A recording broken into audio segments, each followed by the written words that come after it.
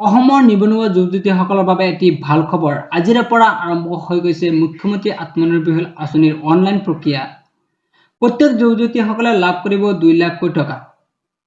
ইয়াৰ বাবে আপোনালোকক কিছুমান চৰ্ত দিয়া হৈছে। প্ৰায় 7টাকৈ চৰ্ত আপোনালোকক দিয়া হৈছে। এই 7টা চৰ্তৰ ভিতৰত আপোনালোকে যদি কৰে তেতিয়াহ'লে আপুনি লাভ কৰিব 2 লাখকৈ টকা। অসম চৰকাৰ তথা মুখ্যমন্ত্ৰীয়ে অসমৰ নিবনুৱা যুৱক-যুৱতীসকলৰ বাবে এটি আঁচনি ৰূপায়ণ কৰিছে। এই আঁচনিৰ জৰিয়তে যিসকল লোকে নিবনুৱা হৈ আছে, যিসকল যুৱক-যুৱতীয়ে নিবনুৱা হৈ আছে, সেইসকলৰ বাবে মুখ্যমন্ত্ৰী আত্মনিৰ্ভৰ অসম অভিযানৰ নামৰ এটি আঁচনি ৰূপায়ণ কৰিছে। এই আঁচনিৰ জৰিয়তে যুৱক-যুৱতীসকলক 2 লাখৰ পৰা 5 লাখ পৰ্যন্ত সাহায্য প্ৰদান কৰিব। এই সাহায্যৰ জৰিয়তে ইয়াৰ বাবে আপোনালোকে অনলাইন যোগে আবেদন কৰিব লাগিব।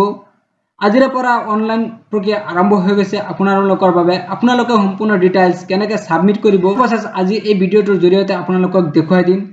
আপোনালোকে ভিডিঅ'টো স্কিপ নকৰি শেষলৈ চাই থাকিব। বন্ধুসকল,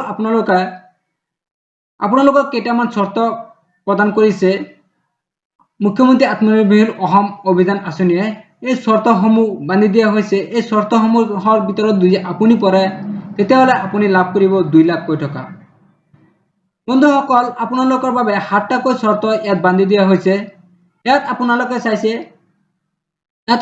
চাইছে residentship beneficiary should be a permanent resident of Assam. আপোনালোকে মাষ্ট বি অসমৰ বাসিন্দা হ'ব লাগিব। আৰু 2 নম্বৰ আপোনাৰ এজ লিমিট, আপোনালোকৰ যিটো বয়স আছে, বয়সৰ সীমা আপোনাৰ হ'ব লাগিব 18 পৰা 45 বছৰৰ ভিতৰত। যদি আপোনালোকৰ বয়স 45 পাৰ হৈ যায় তেতিয়াহ'লে আপুনি এই আঁচনিৰ পৰা বঞ্চিত হৈ পৰিব। আপুনি এই আঁচনি লাভ কৰিব নোৱাৰিব। আপোনালোকৰ এডুকেশ্যনেল কোৱালিফিকেশ্যন, আপোনাৰ শিক্ষাৰ অৰ্হতা কিমান লাগিব আপুনি চাব। Beneficiary should B minimum class 10 পাছ। আপুনি মিনিমাম মেট্ৰিক পাছ লাগিব। মেট্ৰিক পাছৰ ওপৰত যিমানখিনি পাৰে হ'ব লাগিব।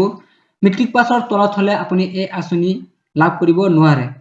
প্ৰফেশ্যনেল স্কিলছ, ইয়াত চাব beneficiary should have skills knowledge etcetera to undertake income generate activities IT diploma etcetera.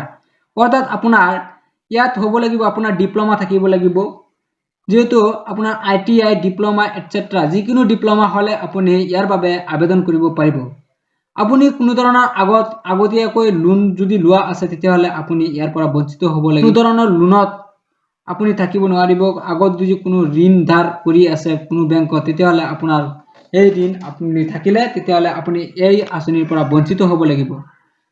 ইয়াৰ পিছত আপুনি চাওক government service, beneficiary should not belong to a family A gov service holder pensioner.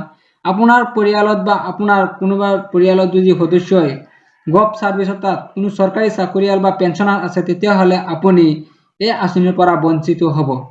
Family on member per family is only eligible. আপুনি আপোনাৰ নিজৰ এটা পৰিয়ালত এজনহে আপুনি online যোগে আবেদন কৰিব পাৰিব। 2-3 জন একেটা পৰিয়ালৰ পৰা আপোনালোকক এই আঁচনিৰ জৰিয়তে কোনো ধন দিয়া নহ'ব। এমপ্লয়মেণ্ট এক্সচেঞ্জ ৰেজিষ্ট্ৰেশ্যন, এইটো ইম্পৰ্টেণ্ট আপোনালোকৰ বাবে। আপোনালোকৰ যিহেতু এমপ্লয়মেণ্ট এক্সচেঞ্জ ৰেজিষ্ট্ৰেশ্যন কৰিব লাগিব। ইয়াত আপোনালোকে যিবোৰ ডকুমেণ্টছ আছে আপোনাৰ ডিষ্ট্ৰিক্টত গৈ beneficiary must B registered in employment exchange of Assam before April 1, 2023। আপোনালোকৰ ডকুমেণ্টছ কেইটা গোটেইখিনি ৰেজিষ্ট্ৰেশ্যন কৰিব লাগিব আপোনাৰ এমপ্লয়মেণ্ট এক্সচেঞ্জ অফিচত গৈ। এইকেইটাৰ নিয়ম বান্ধি দিয়া হৈছে আপোনালোকৰ এই আঁচনিৰ জৰিয়তে। আপোনালোকৰ যদি এই আঁচনিৰ জৰিয়তে এইকেইটা নিয়ম আপোনালোকৰ যদি আপোনাৰ ভিতৰত পৰে তেতিয়াহ'লে আপুনি এই আঁচনিৰ ধন লাভ কৰিব পাৰিব।